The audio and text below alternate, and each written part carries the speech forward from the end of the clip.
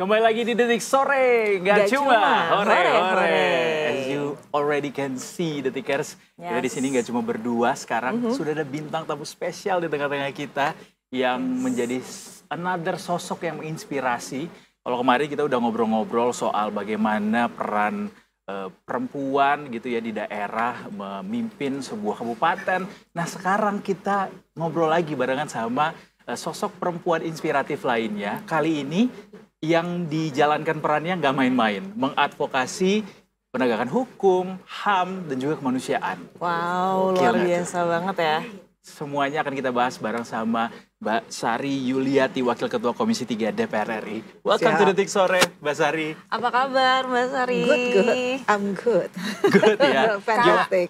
Kak ya. Kita nggak beda jauh soalnya ya. Iyalah. Tongkrongannya juga nggak beda jauh kan Tongkrongannya nggak beda jauh ya kita. 2 tahun. Mbak Sari, Kak Sari. Kak Sari. Senang banget bisa mampir ke Detik Sore nih. Kita sebuah kehormatan bisa menampilkan Kak Sari di sini karena kita tahu Kak Sari ini adalah sosok perempuan yang melawan arus. Yes.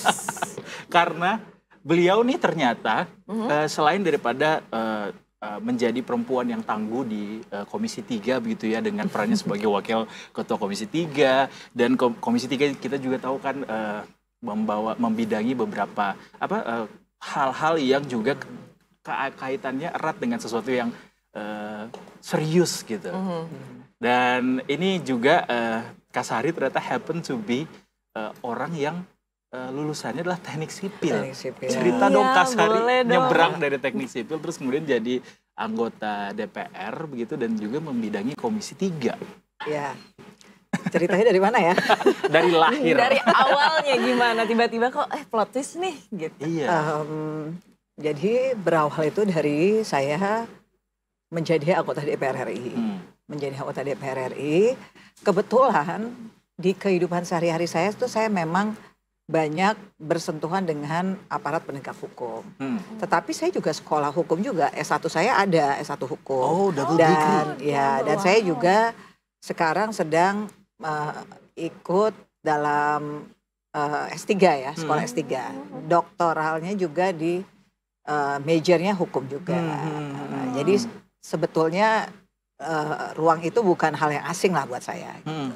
Cuman orang tidak banyak tahu karena kebetulan sarjana teknik dan magister tekniknya itu kan ada di KTP ya. Iya. Jadi otomatis dia terekspos seperti itu ya. Iya. Gitu. Jadi tidak asing juga sebenarnya sama apa-apa yang dibidangi di Komisi 3 gitu ya. Dan sudah 2 periode juga kan di situ. Periode kedua sekarang. Wow, luar biasa banget. Gimana rasanya jadi perempuan yang mewakili di Komisi 3, menjadi Wakil Ketua Komisi 3, Kak Sari? Iya. Politik, di dunia politik itu kan dunia maskulin ya. Nah kebetulan di Komisi 3 juga didominasi oleh laki-laki. Jadi double maskulin lah ya. Di politik dan di Komisi 3. Tapi so far meskipun kita dealing lebih banyak dengan laki-laki, alhamdulillah semua berjalan lancar. Karena kan memang yang penting secara substansi kita mempunyai kesamaan pikiran. Kalau gender saya rasa bukanlah masalah, apalagi halangan. Oke. Nah kalau misalkan Kak Sari ngeliat nih penegakan hukum di sini tuh sekarang tuh menurut Kak Sari sebagai perempuan ya itu kayak gimana sih? Penegakan hukum so far berjalan dengan baik ya. Dan saya melihatnya dari respon masyarakat ya. Respon masyarakat berdasarkan survei Litbang Kompas yang terakhir 100 hari kerja Bapak Presiden Prabowo. Itu respon masyarakat mengenai aparat penegak hukum hari ini itu lumayan baik ya. Penerimaan masyarakat itu sekitar 72,1%. Itu meningkat ketika disurvei saat September 2024 itu meningkat sekitar 14% lebih. Jadi saya rasa cukup baik. Meskipun di beberapa hal memang perlu diperbaiki. Contohnya mengenai penguatan atau citra aparat penegak hukum itu memang harus diperbaiki, harus ditingkatkan. Yang kedua mengenai pelayanan hukum ya, pelayanan aparat penegak hukum untuk masyarakat itu juga harus diperkuat. Jangan sampai APH dicitrakan no viral, no justice. Dan yang ketiga tentu etik daripada aparat penegak hukum itu sendiri atau SDM sumber daya manusia aparat hukum sendiri itu mesti diperbaiki juga, karena jangan sampai oknumnya menjadi banyak sehingga yang buruk bukan oknum tetapi lembaga itu sendiri. Kira gitu. Itu catatan-catatan yang perlu diperhatikan gitu ya Kak Sari ya.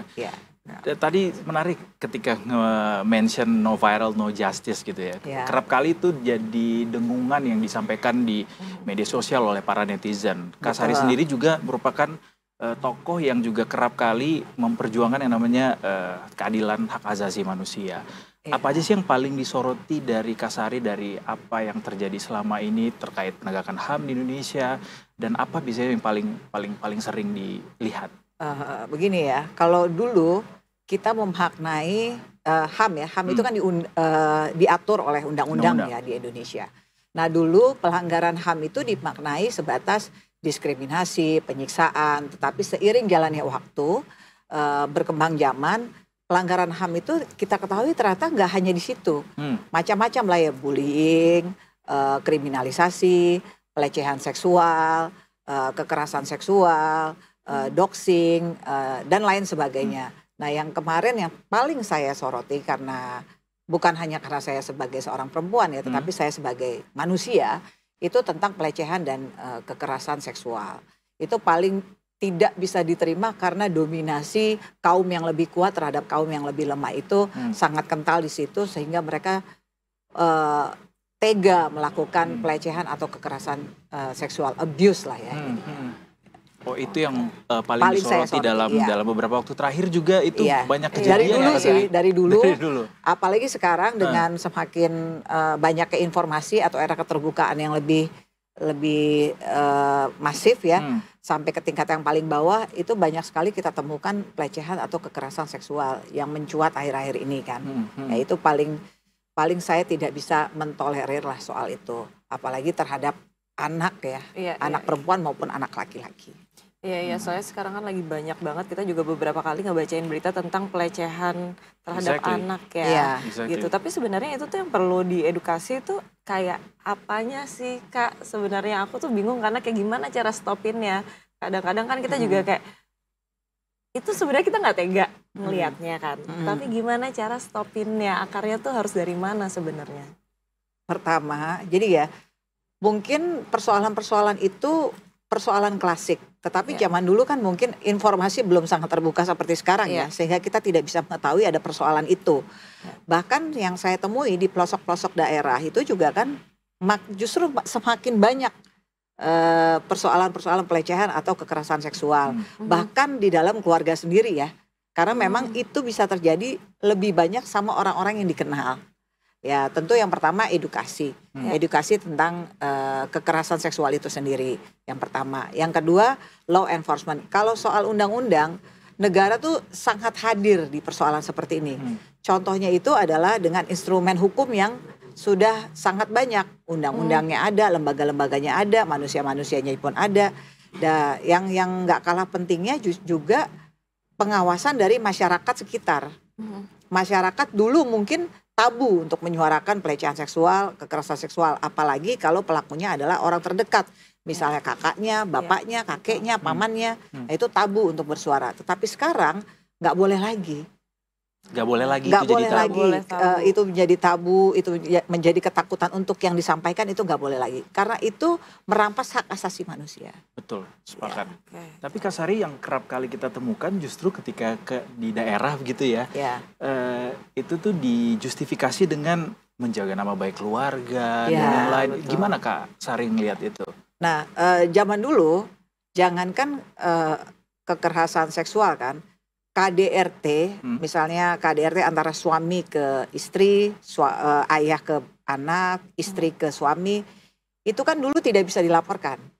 Karena tidak ada undang-undang yang memfasilitasi itu. Nah sekarang kan undang-undangnya sudah ada, undang-undang KDRT, undang-undang TPKS juga udah ada. Nah tinggal law enforcement-nya aja. Jadi negara sudah hadir. Tinggal kita bagaimana mengimplementasikan itu semua. Dan tentunya sosialisasi undang-undangnya itu juga harus terus dilakukan. Biar masyarakat paham bahwa itu melanggar hukum.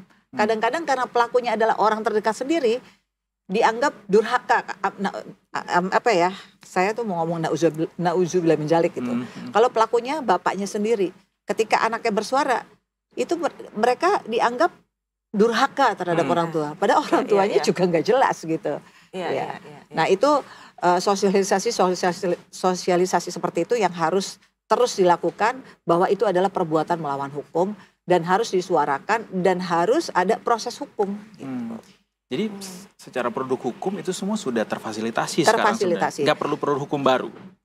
So far itu sudah ada cukup, tinggal implementasinya aja. Baik, implementasinya ya.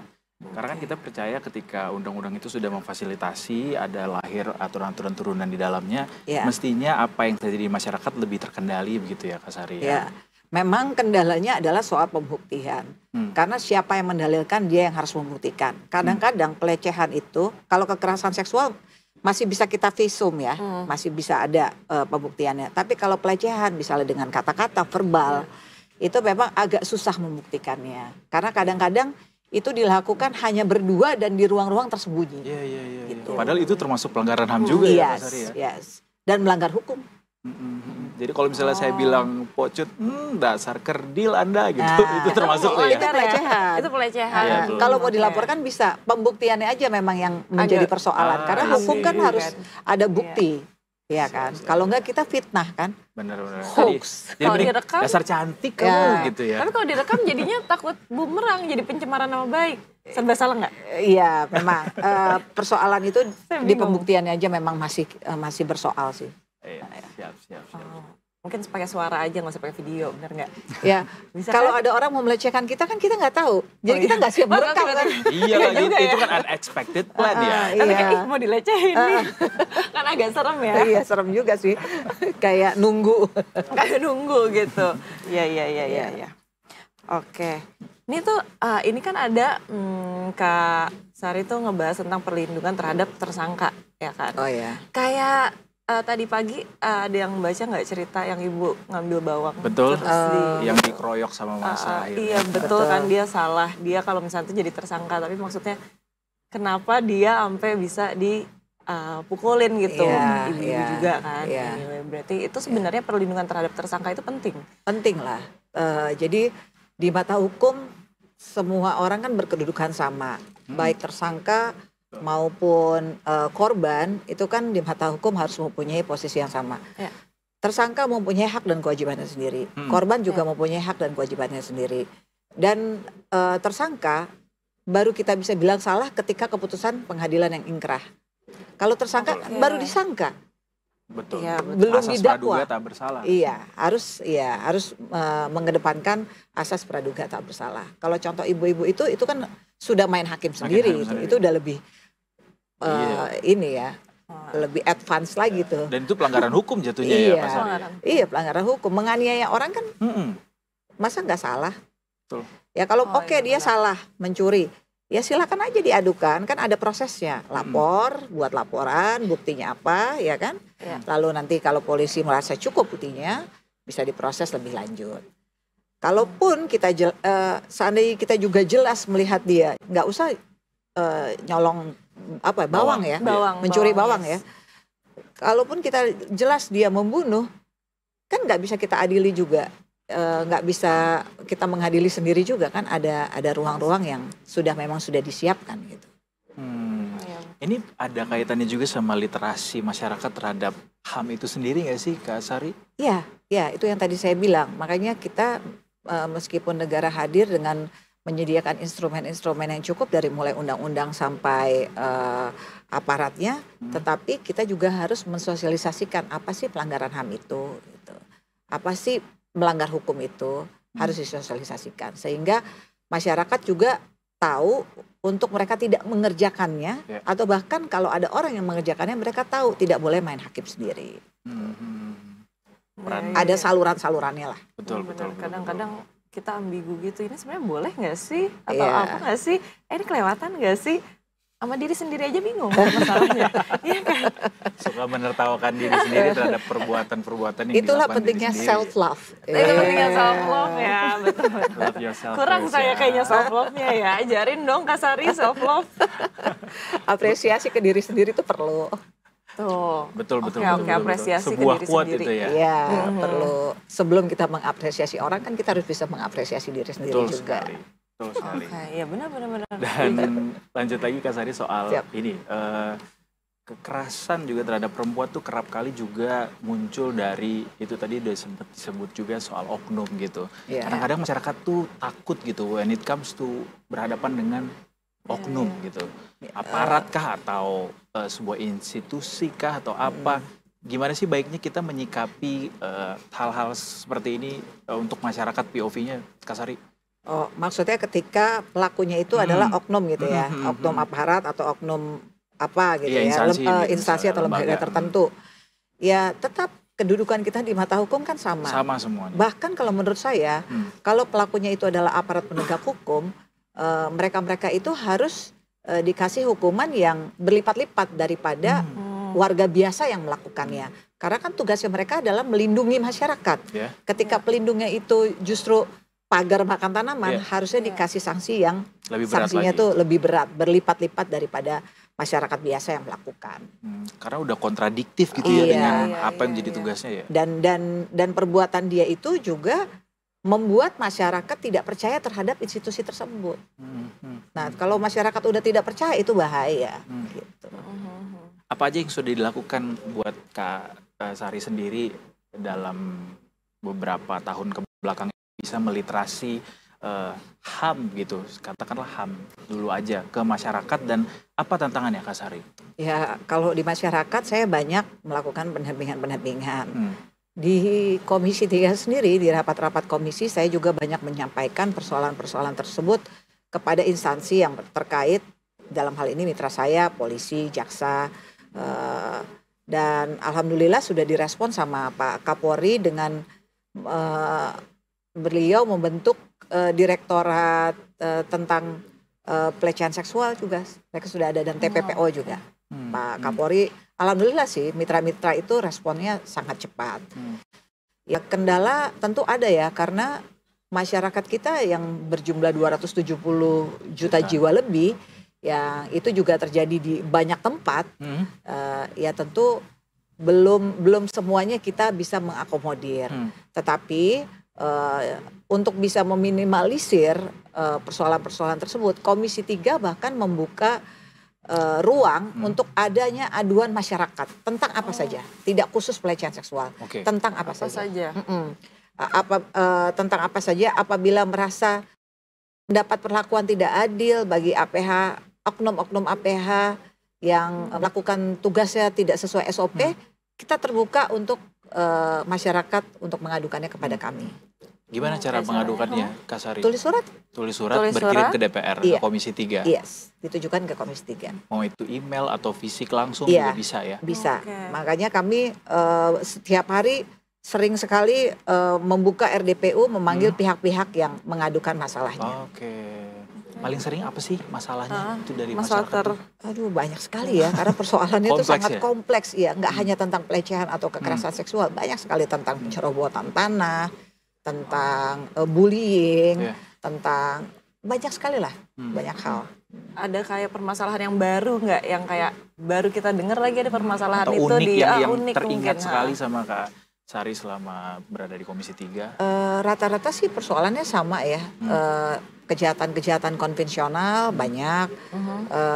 Ya memang banyak sih yang contoh kasus kekerasan seksual yang terjadi di Jawa Tengah. Itu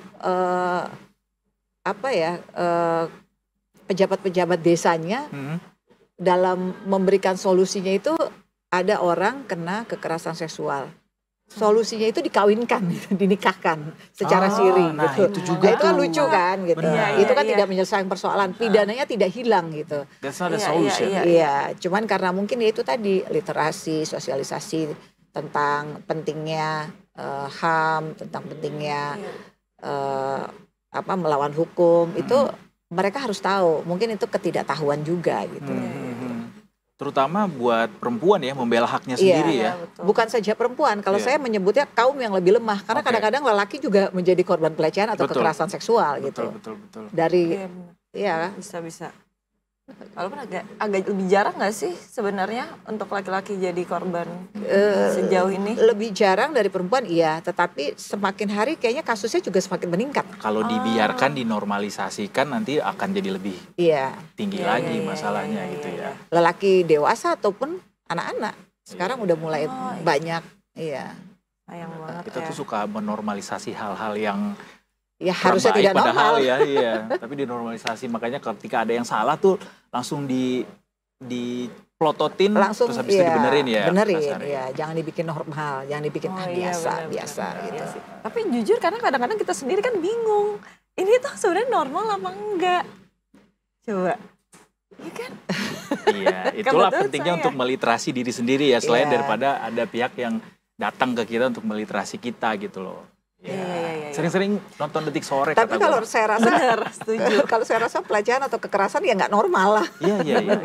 Kalau udah pelecehan kekerasan tidak normal ya. Definitely not lah. Harus dilawan. Harus dilawan. Nggak boleh dibiarkan, nggak boleh. Bahkan saya menyampaikan secara tegas, saya meminta aparat untuk tidak merestoratif justice, memberikan restoratif justice terhadap kasus-kasus pelecehan atau kekerasan seksual. Wah, nggak itu boleh. Bagus tuh. Nggak boleh. Nggak boleh ada kesempatan. Nggak boleh. Ada kata maaf tuh nggak boleh. Kata maaf ya. Iya benar. Meskipun ada HAM di situ. Iya. Ini kan melanggar HAM. Iya, untuk memberikan efek jerah tadi ya, dan jadi orang-orang tidak mau. Iya, benar. Kalau banyak yang speak up juga kayak malu gitu, biasanya kan malu iya. Ya kan, kalau banyak temennya ibarat kata jadi kayak iya deh kita ngomong aja. Jadi kan paling tidak kalau kita memberikan efek jerah bagi pelaku itu juga harus memberikan efek jerah bagi orang lain untuk mau melakukan itu. Jadi belum melakukan pun dia udah jerah gitu loh. Jadi lebih nggak usah deh. Jangan. Yang kemarin parah banget lagi. Jangan. Oh iya. Oh iya itu benar. Kalau kita dalam hal membela kepentingan kita, hak kita, kemudian dapat tekanan gitu, apa saran dari Kak Sari untuk bisa membela hak-hak kita terhadap sesuatu yang dilanggar gitu? Speak up. Di platform manapun itu. Iya, harus dibiasakan. Harus dibiasakan. Kalau dulu banyak takutnya, banyak tabunya, sekarang enggak. Karena kan apalagi sekarang alat-alat komunikasi udah semakin terbuka ya, di mana-mana kan. Bukan hal yang susah. Kalau dulu mungkin harus dulu koran ya kan, magazine yang cetak gitu loh. Nah, kalau sekarang kan enggak, ada media sosial. Asal kita bisa membuktikannya, nggak boleh fitnah juga, apalagi hoax. Itu udah ada undang-undang tersendiri juga gitu. Ada hukum tersendiri juga untuk memfasilitasi itu. Jadi buat masyarakat yang merasa menjadi korban kekerasan, pelecehan, apapun yang dilanggar HAM-nya, just speak up. Speak up. Anda tidak sendiri. Wah, itu dia akan muncul di tengah-tengah dan negara yang pasti negara hadir untuk itu. Pasti. Saya pastikan negara akan hadir untuk itu. Itu adalah janji dari speak up nih buat cewek-cewek atau cowok-cowok yang nonton semuanya. Speak up. Tenang, ada yang support. Nggak boleh dibiarkan, even itu anggota keluarga kalian yang terdekat. Even itu adalah orang dengan posisi jabatan yang tinggi juga. Iya dong, apalagi itu abuse power kan. Relasi kuasa yang tidak boleh dibenarkan ya. Tidak boleh relasi kuasa ya. Nah, mendengar cerita-cerita dari